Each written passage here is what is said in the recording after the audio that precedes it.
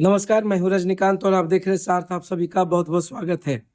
बिहार की राजनीति में विपक्ष इसे नूरा कुश्ती कहती है, मगर एक बात तो तय है कि अपने जहन में इतने वर्षों में मैंने कभी नहीं देखा कि सरकार के ही विधायक अपने ही सरकार के मंत्री से सवाल कर रहे हैं, पूछ रहे हैं कि आखिर इतना भ्रष्टाचार क्यों है, क्यों पीएम आवास योजना को लेकर कमीशन खोरी चल रही है, क्यों शिक्षा के मंदिरों के निर्माण में अनियमितता बरती जा रही है, आखिर ये भ्रष्टाचार क्यों है।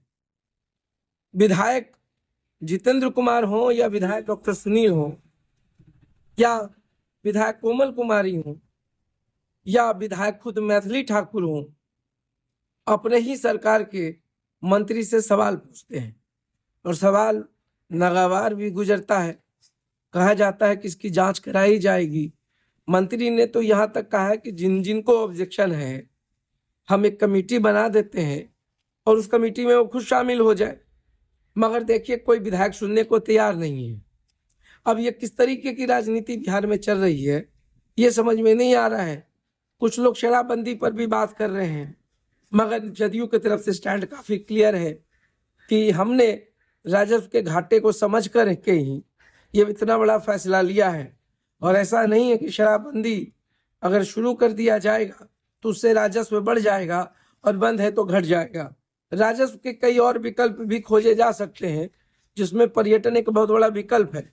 अगर इसको उद्योग के रूप में शामिल किया जाए तो बिहार के राजस्व को बहुत उछाल मिल सकती है, मगर वो इच्छा शक्ति की बात है। मगर मैं बात कर रहा हूं कि विधानसभा में आखिर ये चमत्कार क्यों हो रहा है, किसके लिए हो रहा है, और जितने सवाल विधायक मंत्री से पूछ रहे हैं क्या उसका जवाब भी मिलेगा, या जो ये विधानसभा का सेशन खत्म हुआ है उसके बाद पब्लिक भूल जाएगी।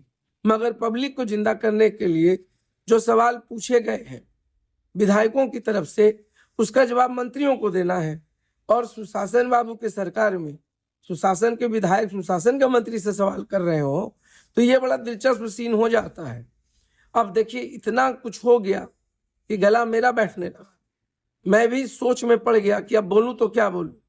विपक्ष भी बहुत तैयार होकर आता है कि आज हम सवाल करेंगे, मगर विपक्ष का भी काम जो है वो सत्ता पक्ष के विधायक करने लगते हैं। अब विपक्ष खुद कंफ्यूज है, उनको क्यों बेरोजगार कर दिया गया।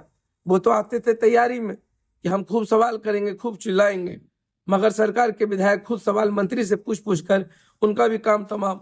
तो वो खुद चिंता में है कि भैया विपक्ष का काम था, वो विपक्ष का भी काम अब सत्ता पक्ष के विधायक कर रहे हैं। तो खैर पूरा जो सिनेरियो है, जो विधानसभा में सवाल पूछे गए हैं, इसके निष्कर्ष का इंतजार तो हमको रहेगा, क्योंकि इतनी हिम्मत वाली बात तो हमने पहली बार देखी है।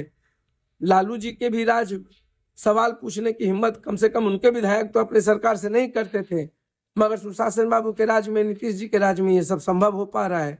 तो क्या बिहार बदल रहा है, इमेज क्वाइनिंग की जा रही है, खुद के छवि को बेहतर करने की कोशिश है, क्या कुछ चल रहा है बिहार की पॉलिटिक्स में, ये नया क्या सीन चल रहा है, इस पे हम कंफ्यूज हैं। इधर देखिए आरसीपी सिंह के आने की चर्चा फिर से तेज हो गई है। वो जब भी नीतीश कुमार से मिल रहे हैं काफी भावुक हो जा रहे हैं। इमोशंस इतना हावी है कि वो चाहते हैं कि भाई जदयू में आ जाए। खुले तौर पर तो नहीं कहते हैं, मगर दबी जुबान में जरूर कहते हैं कि मेरा नीतीश जी से बहुत ही प्यारा संबंध है।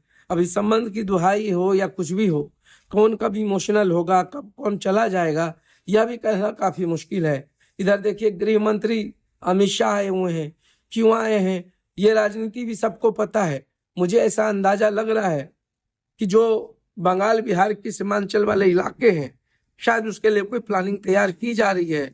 अगर कुछ इसमें नया घोषणा हो जाए तो कोई बहुत ताज्जुब नहीं होगा।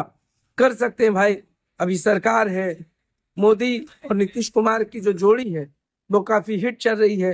मगर फिर बार बार मैं यही सोच रहा हूँ कि आखिर इतने विधायकों ने जो सवाल किए, श्रेयसी सिंह से किए, श्रवण कुमार मंत्री से किए, शिक्षा मंत्री से किया गया, गृह मंत्री से किया गया, आखिर जितने सवाल किए गए, क्या 20 साल में कभी भी विधायकों को ऐसा नहीं लगा कि भ्रष्टाचार चल रहा है, या कमीशन खोरी चल रही है, या स्कूल बनाने के नाम पर जो फंड्स आ रहे हैं उसमें डीईओ जो निवर्तमान थे उन्होंने घोटाले किए।